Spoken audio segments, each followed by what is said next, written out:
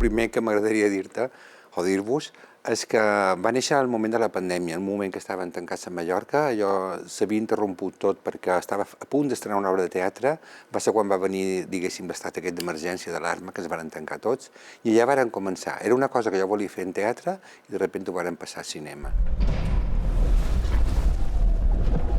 Tercer, un pensament. Això partia ja d'una idea de l'Alessandro Barico. Ell va escriure un llibre que es deia Océano Mar, i dintre aquell llibre hi havia un capítol independent, que es deia El ventre del mar. I El ventre del mar narrava un naufragi que havia passat al 1700 i pico davant de les costes del Senegal, una fragata francesa. És un cas molt conegut, a França va ser molt conegut i molt parlat, pel drama que va ser, i també perquè el va immortalitzar el Théodore Géricault, que és un pintor que va fer la balsa de la Medusa, que està exposada en el Louvre. Quart, la nit que s'acosta. Cinquè, aquells cossos destrossats. El que va passar, que és veritat que és molt fort, varen embarrancar per inexperiència, diguéssim, del capità i tot, es van embarrancar davant d'aquelles costes i, clar, no hi havia bots suficients, en els bots suficients es va posar la gent de primera classe, una mica com la del Titanic, però en petitet, no?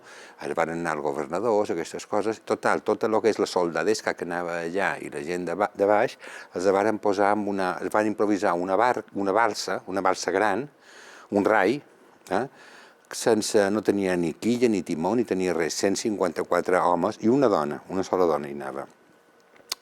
I en el moment de fer que els havien d'arrastrar amb els bots, però a un moment determinat els bous sembla ser que els varen tallar les cordes i es varen quedar a la deriva. Varen ser, no massa, van ser uns 14 dies, i en aquests 14 dies, clar, tormentes, va passar de tot, després començar a passar gana, la gent ja es començaven a menjar, no uns als altres directament, sinó aprofitar els cadàvers, la set, tota aquesta història, és dir, un drama de supervivència enorme.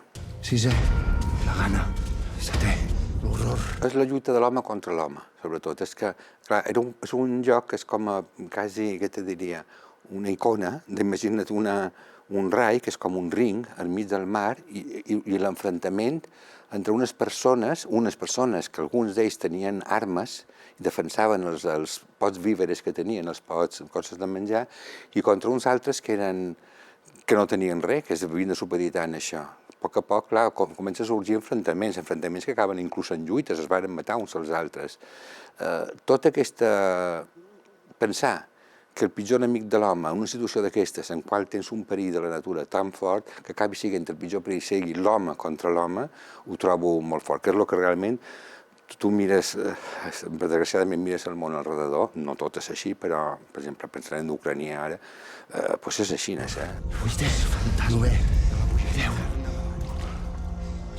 D'entrada venien del teatre, clar, jo el tenia molt pensat per teatre, i per una part hi havia la influència aquesta que estava dintre del cap, però per altra també, de sobte, quan t'enfrentes a una pel·lícula que passa tota a alta mar, quan per alta mar, fer un rodatge a alta mar és complicadíssim, a més suposa una inversió molt forta de diners, vàrem acabar fent una abstracció d'això, en la qual la balsa, algunes vegades està al mar, però en general està situada dintre d'una fàbrica abandonada, es va crear una balsa allà al mig, és com una convenció que és molt teatral, i està, si te diria que he fet aposta, perquè era l'única manera de sortir-se'n endavant.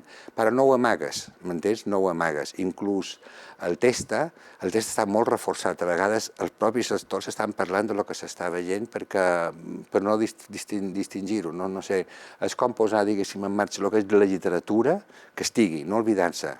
Hi ha l'imatge, però hi ha literatura, hi ha teatre, i després també, per supost, hi ha la música i el que és l'imatge en si mateix. Un home que em mira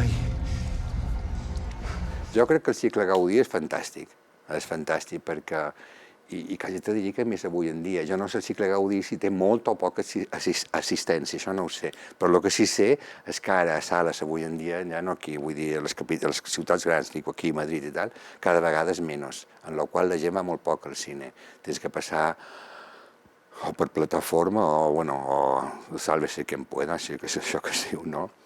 I jo crec que això està molt bé, perquè són X projeccions de persones que potser fan la seva vida en el poble on estiguin, al poble o a la ciutat allà on estiguin, i de sobte una mica ens hi apropam amb ells, els hi fem un poquet més fàcil.